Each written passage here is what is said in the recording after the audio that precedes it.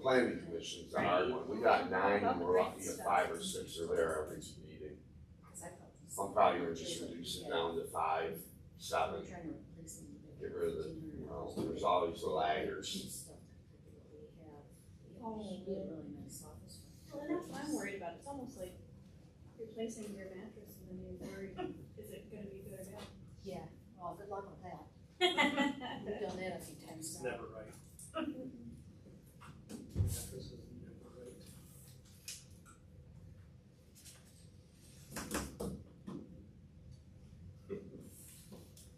Need help with roll call? Oh, I know.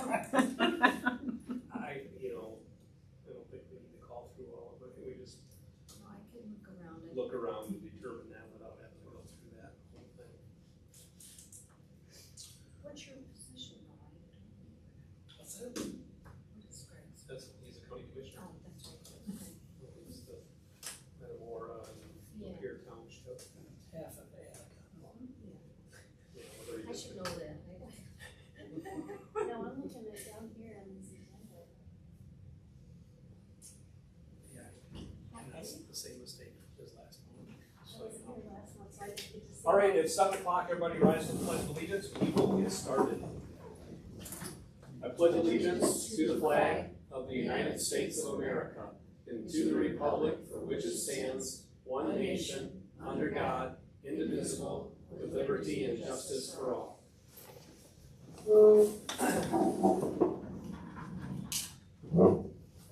All right. We'll suspend with calling roll. I think that she can probably do this on one finger and not have to go through all this. This is going to be a unique meeting, like any MTA meeting that I've ever been to. But as you know, we have nobody here. So, Rick, introduction of the host board. You don't have a board, so just No, the one came, but he did not feel good. He just got out of work. That was Mike Hearing who walked through. The rest of them must be occupied with something more important. Do you want to say anything about Imlay Township? Anything exciting Well, going on? Anything? I appreciate y'all coming. Hi. I've really enjoyed what I do here with the township. I've been supervisor for about 4 years. We got quite what I would consider a lot of growth with the housing, and I think we got 9 houses going up right now, about 4 or 5 barns, 2 or 3 businesses coming. One pretty good size one, French drain man from Almont's moving into our area out on Graham Road. That's a really big project. So I think things are looking good for us. That's about it. Good. Appreciate you hosting. Thanks. Plenty of food, and obviously everybody here from the MTA running some leftovers. So Yeah, anyone's hungry, help yourself. pile on. Public time. Anybody wish to say anything in the public time? You're on the agenda. So. I know I'm on the Yeah. agenda. That's why I'm here. And I've got some things that I'll just bring up as the thing, but I'm not going to do it for public time. So I'm going to be doing all the talking a little bit later on. Approval of agenda. We have a motion. So moved. We have support. Support. All in favor signify by aye. Aye. Opposed? Motion's carried. We have no minutes, so you can very well approve those. Treasurer's report. We do have a treasurer's report that was emailed over. Shows that we have a balance of $1,950.47. Last month's balance, beginning balance was $2275.47. So the bills that we paid out, 1, 2, 3, 4, 5. We have 5 separate bills. Does anybody even have a copy of this? I gave everybody a copy. Okay, everybody's got a copy. Anybody have any questions with it? Hope not, because obviously I'm not the treasurer and can't answer any of them. So, does anybody have any comments or otherwise? What's the group's pleasure? Make a motion to approve the treasurer's report. Second. Motion's been made and supported. Further discussion? All in favor signify by aye. Aye. Opposed? All right. No old business, new business, I don't have anything. Moves us down to the program. I apologize again for Sarah. And I apologize, it's also not on the agenda, even saying what Sarah is. Sarah wears so many hats in Lapeer County, we can't even begin to cover them all. She leads the search and rescue team, involved in the sheriff's department and the reserves. She's been tapped with grant writing for the county. She has some background in that, FEMA and otherwise. But her main job is she is the emergency manager for Lapeer County. I have the pleasure of sitting on the Emergency Management Advisory Committee, so I have meetings with Sarah. I refer to her as the acronym queen because, it's all alphabet soup and listening to her talk. We are blessed to have her in Lapeer County, and I asked for her to come and speak twofold. We do have a training thing coming up on the 26th. It's online, not through Lapeer County, it's through the state. And disaster, there's a whole bunch of different dates, but on the 26th it is geared toward township officials. The last time that we had a training class in Lapeer County was 2017. Is that what we came up with? Yeah, I think that's what we decided. In the Pix Theater. Mary was the emergency manager at that time. Sarah's working on bringing that back in. I'm not going to steal her thunder and what our responsibilities are in order to make sure our constituents are covered with FEMA funding and so forth should disasters. We have some responsibilities and duties. Sarah's really good at reminding us what those things are, but it would help if we kind of had an understanding. So, Sarah? All right, I'll come up here, I suppose. I did bring speaking notes. I was going to do a PowerPoint when he said it was going to be a light agenda, and I didn't really know what it was going to, the setup was here. I was like, yeah, we won't force you to sit through a PowerPoint. As Mr. Bosky mentioned, I'm Sarah Whaley. For those that don't know me, I think I've met every one of you and presented to you on this topic at least once at this point. Some of you I see monthly, Mr. Jensen, and Teresa I see daily, and as well as Mr. Wise. But what my main role is in the county is I am the emergency management coordinator, which sounds great, right? Like, what does that mean? So basically it's in the name. I coordinate, if we have anything, I coordinate a lot behind the scenes. So the planning, the training, preparing for the responses if we do have an incident that goes beyond what our local jurisdictions can handle. So your roles in the townships, cities, villages within our county. So that's a lot of what my day-to-day job is, and then I also, as Mr. Bosky mentioned, do a lot of grant work for the county. So right now I work on housing grants primarily. They have a grant called the CHILL grant, which is a housing improvement grant, which we're getting ready to close out in September. That was a previous life of mine, was doing housing development on large scale apartment complexes, housing developments.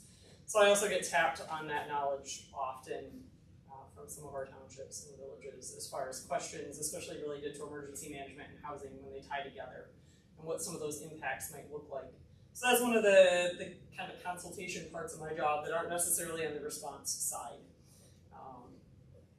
So tonight I just want to talk a little bit about what Mr. Bosky mentioned, a training that we're working towards. Previously, I know at least you were around when Mary had her last one in 2017. I saw your name on the roster. So what Mary Steichleather was the predecessor of myself and also Jeff Sikowski. She was the previous emergency management coordinator. So she used to hold a public officials workshop. So basically a giant training day. She opened it, I believe, to people outside of the county as well that were also elected officials or employees within local jurisdictions. So Genesee County is probably one of our biggest partners within the region. And then Tuscola is also very close partners as far as emergency management goes. So they would be invited as well, but go through some of what does it look like if, say, a big tornado or storm system or winter storm like they had up in the northern lower peninsula, it's been a couple years ago now, what that looks like for your roles. What kind of information do we need you to maintain? Because you think you do a lot of documentation now. If an incident happens, your paperwork will probably quadruple easily. So you want to keep track of like your hourly wages, not only for your offices and your responders, law enforcement, all of that, and any contractors that you have coming in. and maintain all of those records so that we can then work towards what you see all the time in the news, the disaster declarations, right? Whether they get approved or they don't get approved. So one of the biggest things that is a takeaway from that type of training is that a disaster declaration doesn't necessarily mean that FEMA or the state's going to come and save you. It just means that you've exceeded your local capacity and you're asking for assistance. They can still say no, as you do see sometimes in the news recently, for the tornadoes and severe storms that they had in southwest Michigan. Some of those just recently got denied for individual assistance. So individual assistance means assistance to keep the individual homeowner. So think of it, your single owner properties. Where public assistance is what you would be looking at as township officials. So say one of your buildings or your parks that you own gets destroyed, or infrastructure, that's what you would be looking at. So that's what is in the works for that training. Now the training that's coming up later this month that Mr. Bosky mentioned is a virtual training that the Michigan, I'll forget their acronym, rural, it's one of the economic development, rural development type groups is putting on. They're doing a number of roundtables based on kind of your role. So they did cities and villages was today, counties is the 20, whatever you said, 23rd, 26th, without having it in front of me. 26. Yeah. So if you don't have that, I believe I sent it out, but I can send it again. It's just a good opportunity to get some of the key takeaways from those sitting in your seats for what happens when you do have one of those incidents that exceeds kind of your local capacity. So highly recommend sitting in on that, just because they've been through it, right? So it's the most current information that you're going to receive. So when I start talking to townships and villages, one of the things, and I know most of you have been in your role for a little bit now, but you want to think of it as, say today we have a severe storm comes through, and you get several homes are destroyed, roads get blocked by trees, say the township hall loses power, several of your residents lose power, cell service is unreliable, people are calling to find out where they should go for help or maybe for shelter, or if they need power. Consumers, or DTE in our case, is showing a large number of power outages.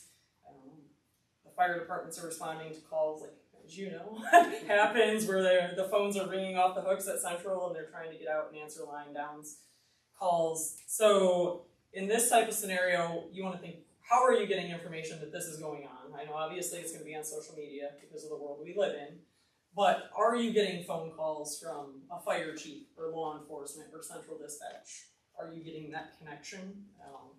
And if not, how are we going to establish that? And then what are you going to do in that case? Like, do you have policies in place that you are going to come to the office or pull up your computer or get in contact with myself or the fire department or police department? What does that action look like? And if you don't have these answers, that's great. Happy to sit down and talk to you so we can find those answers for you.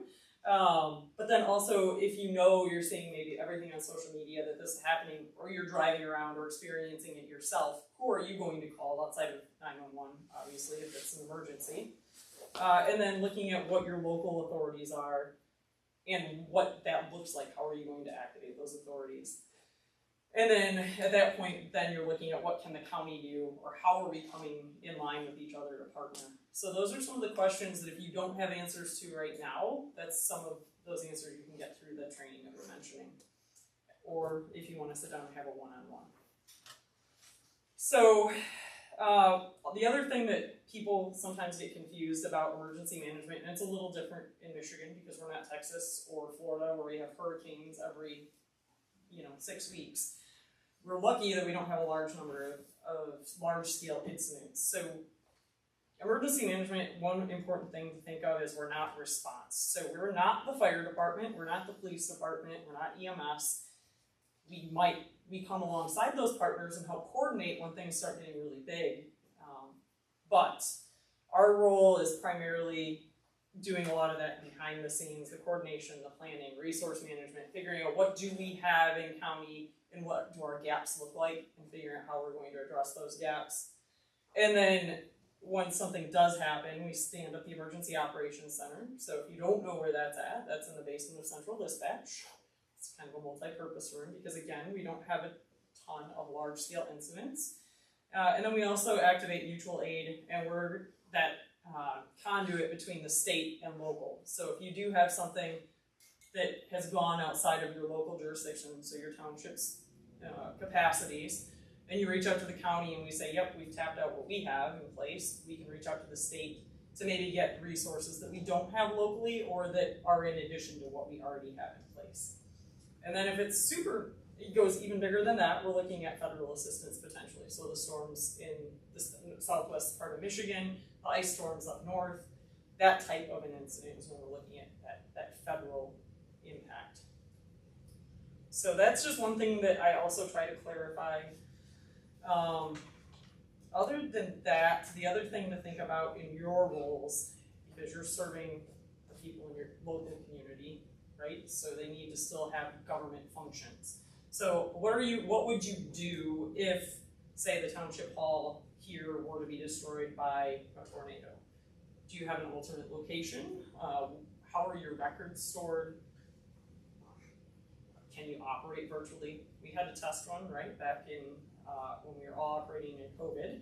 So maybe we weren't operating in person. So some of those same policies, procedures, activity can be translated into that type of disaster scenario as well. So we can look back to that past experience and maybe implement some of those going forward. But that's one thing that can be a slowdown in the recovery process because the incident is usually pretty fast.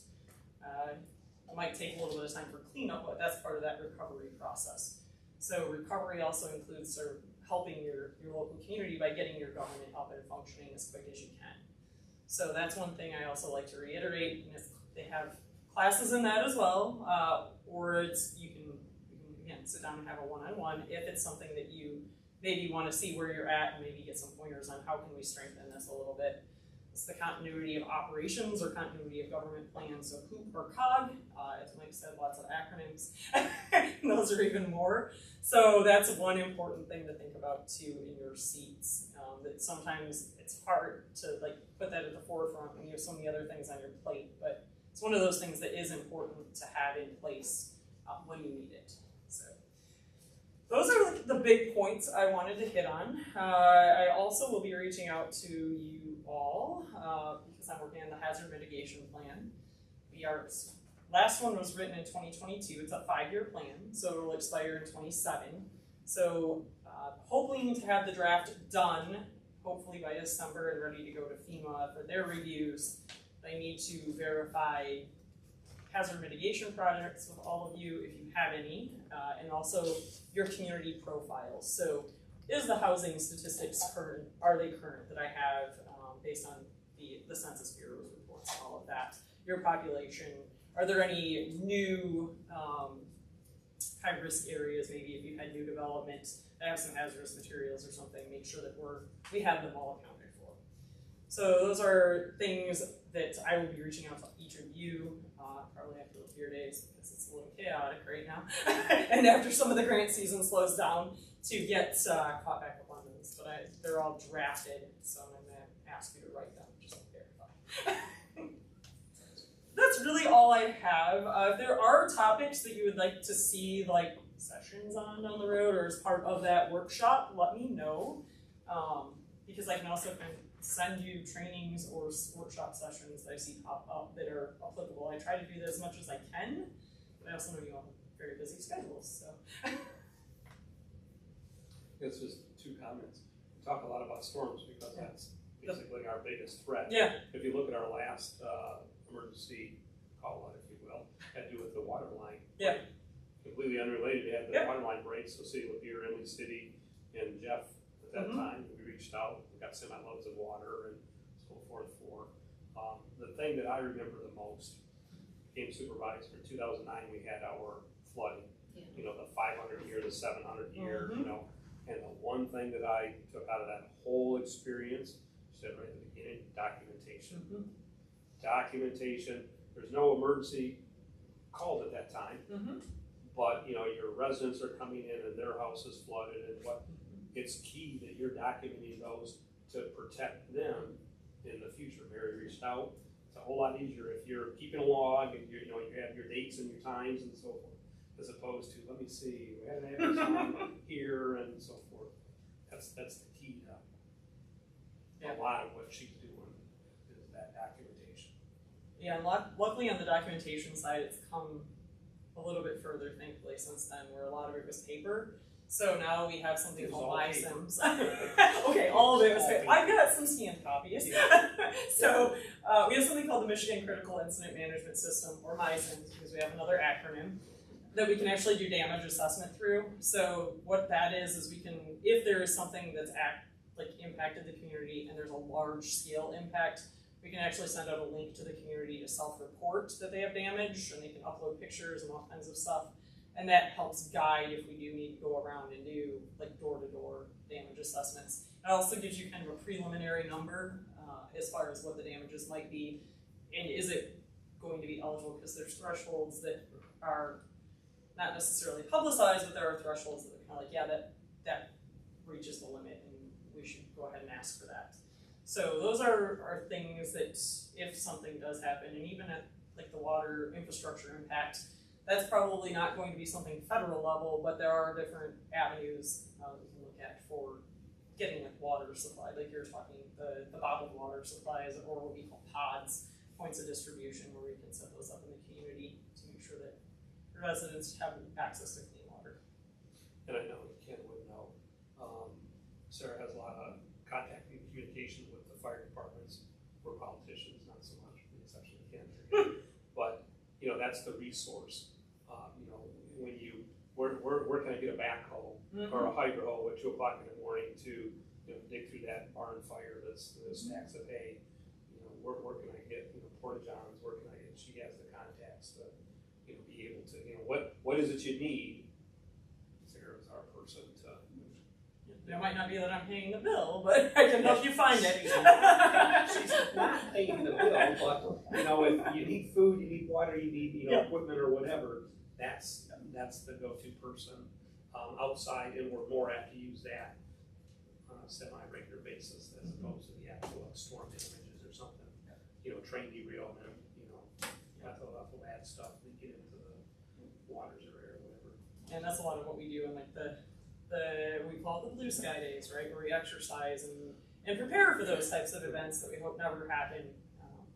But a lot of it is just day-to-day interaction on normal scenes, more or less. I mean, some of them are not necessarily normal, but to the average everyday person. But that's where a lot of that interaction happens, and building that relationship and the trust between each other and the agencies. Do we have any questions? Thank you. Thank you. Which one? For the round table? Yeah, can do that. Greatly appreciate you coming out. Yeah, absolutely. And we are going to have a PIO class in 27. So once registration's open for that public information officer, I know we were trying to get on the schedule for it, and we did. So we'll be holding that in conjunction with MSP and Mott Community College in Lapeer. So I'll let you know when it hits the registration. It's a good class. I've had that position in a couple of the mock disasters. Yeah, it's a great class, especially in your roles where you may end up in front of the media. Very good. Appreciate you coming out. Yes. All right. This is going to be really simple. State Representative Phil Green, nobody's. Kevin Daly, nobody. Teresa Spencer. I'm here. God bless you. I'm happy to be on the agenda. I know everybody always likes to hear about elections. We do so much more in my office, but we just did finish certification of the primary election. We certified, I say we, it's the Board of Canvass, did the official certification of the election last Thursday. And so that's taken care of, and we're headlong into preparing for the November election ballot. I mean, it's an immediate pivot. We're real busy doing that. So just kind of interesting statistics. I talked about it at the Commissioners' Chamber meeting.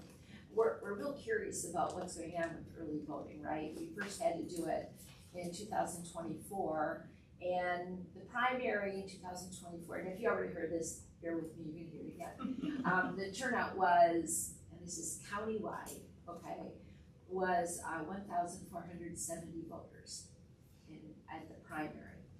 This is 2024. So in the November election in 2024, we had 18,920 residents that used that 9 days of early voting. So it was just a really dramatic turnaround, I thought. And so now we're rolling into 9 days of early voting for the primary that we just finished. I thought, oh, we're just going to have so many people, right? So the result for last Tuesday was 1,841 people that came out countywide for the 9 days of early voting. So it's a lot of preparation, a lot of staffing throughout the county. We have, of course, 18 townships and 2 cities, and amongst those, you know, we have multiple precincts.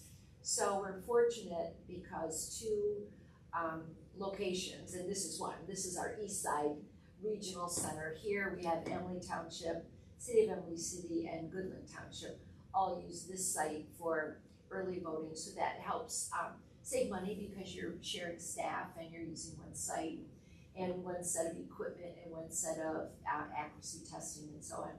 And then additionally, in call it the Northern Regional Center is held in Deerfield Township, and there we have 6 jurisdictions that use that location. Deb Hartley's the clerk there, and she's just amazing. And so she hosts 6 jurisdictions, and up there it's Deerfield, Marathon, North Branch, Burnside, Burlington, Rich. I think, did I get to 6? If not, I'll check my list, but anyway. And so all of those folks can utilize the Deerfield location, which is pretty nice because it's right on 24, you know, right there, Burnside Road, close to 90. So they have, you know, all of the setup to deal with those voters. The thing is, though, with all of the way legislation keeps changing, all of those clerks still have to be available in their offices for same-day registration. If there's a new voter that wants to do 9 days, well, the clerk has to still be available at their various locations to register that voter. But I mean, that's just part of the geographic, since the law keeps changing. But then the rest of it, the local clerks host in their own townships. And when we got going with this, with the plans back in the fall of 2023, there's a lot of discussion about, oh, there should be one site. Some of the clerks said, you know, if my voters voted to have this, I want it to be in the hall and in the location where they live. So there's a different, you know, theories about it, but so far that's where we're going. We're going to be doing all of those same kind of arrangements for November also. So basically that's just it. And all of our election returns are out on the county website if you want to look out there and look at precinct returns and so on. So these are the midterms, so it's not any of the county level offices or the township level and so on. So there's just, in 2 years, we'll have a really big deal election again with the presidential cycle. And then all of the county offices, all the 4-year terms and township offices and so on. So it's the thumbnail sketch on elections. We do a lot more though. You can come to the office. We'll help you in any way that we can. You know, we manage juries for the whole building, right? So tomorrow we're expecting all 4 panels of jurors to come back in, which it's a Wednesday. Usually we have juror orientation on Tuesdays, and we did have orientation last Tuesday, all 4 panels, which if we have a good turnout of jurors, that's maybe 180 people, but we didn't have that many because some can have to get moved because of work schedules and vacations and so on. But anyway, the judge is asking them back in tomorrow to probably start a felony trial. So amongst everything we do with the elections, we've been managing lots of other moving parts to manage the juries and so on. And then all of our regular work too that happens at the counter and the commission minutes and so on. So yeah, then they'll sketch on what it is to be in our office. So I could talk all night and I'm not going to. Are there any questions? Does anybody have any questions? I do, and not to put you on the spot here now. You talk about the totals of people taking advantage of the early voting and so forth. What I'm interested in ultimately is, you know, we did this 9-day early voting. We've expanded how they can vote and mail-ins and all those. have we increased the number of participants, the number of voters, or is it the same voters, the same percentages of voters in Lapeer County, but now they're voting over, a month, 9 days of in-person or whatever? Have our actual voting numbers increased, percentages? That's a really good question and a good point. Primary elections, for whatever reason, only, like this election, they were like 32.2% of our registered voters. Sometimes it's in the 20s. And the thing that voters should know is that many millages pass or fail in August. That affects all of our tax dollars. Right. So they really should exercise their right to vote if they care about villages that are going to be assessed to their real estate. So it's a good question. One of our reports actually, with the people that did turn out, show the spread between early voting, AV voting, and then election day voting. So I'll have to get one of those reports out online too, because it's interesting to show how the percentages of what people are doing there. So just in summary, a few more people turned out this August than typically do.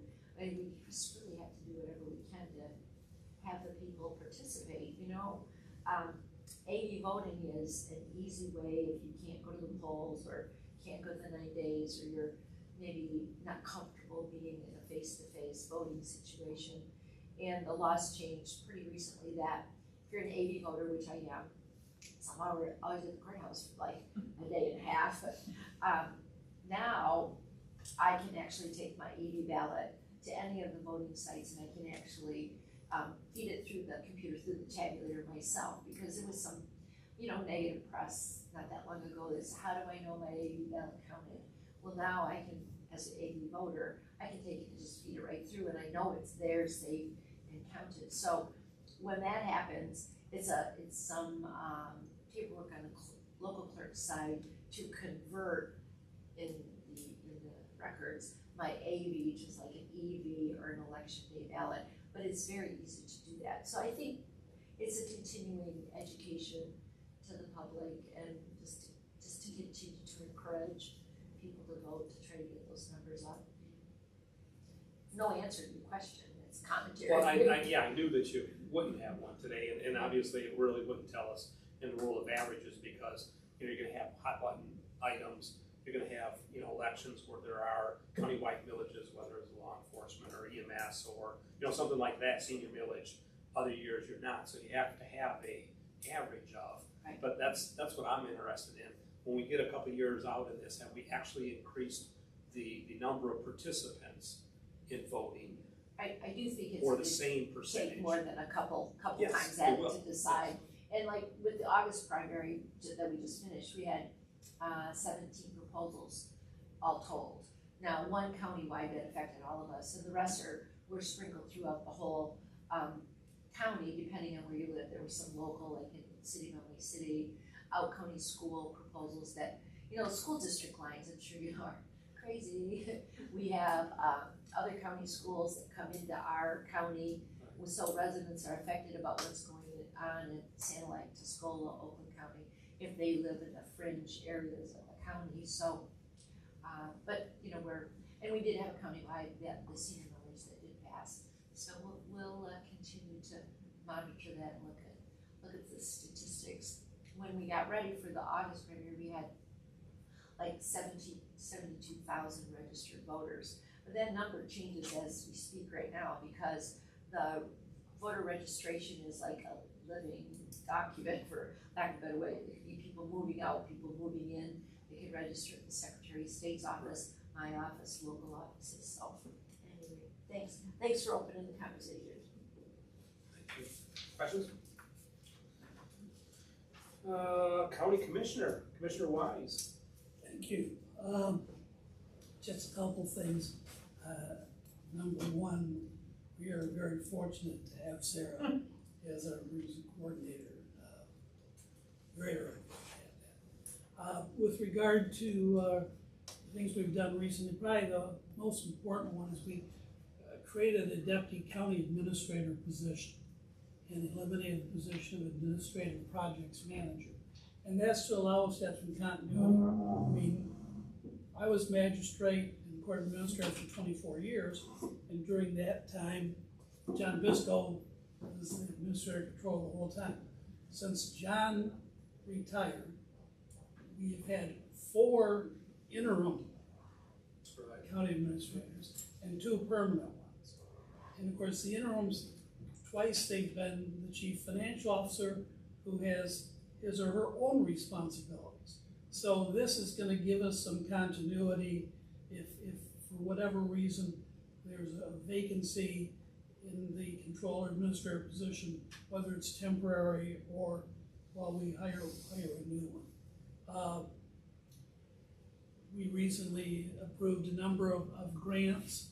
The Sheriff's Department got a grant for $16,109 to purchase a new live scan fingerprinting machine. I think most people are aware of the old days for those old folks that used to and of course I'll tell you, the first time I was ever fingerprinted was when I took the bar. Because I remember having to go to the Ann Arbor Police Department, because you had to get fingerprinted to make sure when you went to sit for the exam that you were who you said you were. The other final thing I want to just mention is I represent District 6, which is Metamora Township, where I reside, Lapeer Township, and Precinct 2 of Attica Township, the east half of Attica.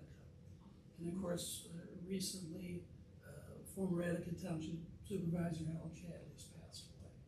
And certainly this organization can appreciate all that he did. I mean, not only was he supervisor, but he served on the Lapeer County EMS Board, Construction Code Authority, Senior Advisory Board, and I've known Al for a long time, even before I got involved as county commissioner, and we certainly will miss him and pray for his soul. Thank you. Questions for Commissioner Wise? I still struggle with that because I was Magistrate Wise. I've dealt with it for so many years that way. Okay, Land Bank. We haven't had any meetings.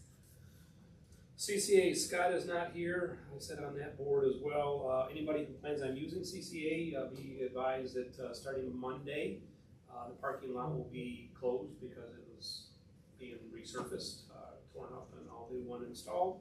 So we'll be parking on the grass. I say all week. I would imagine they'll probably be done Wednesday, Thursday, but just not all week. We had our organizational meeting. Scott was re-elected as chair. Steve Kabelflesch was elected as vice chair, and I'm still the secretary. Nobody else wants these things, so it's once you have it, you can't get rid of it. Other than that, CCA functioning fine. To your point, we're staying with the permits.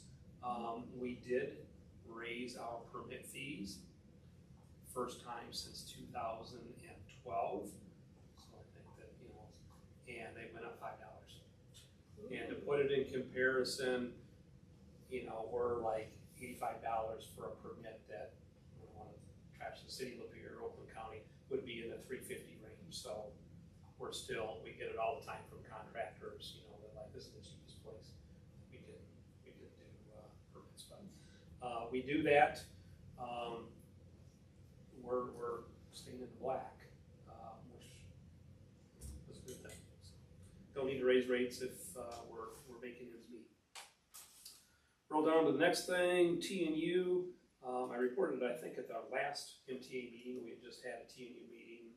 Report on that. We haven't had another one since then. But I have met with the commander,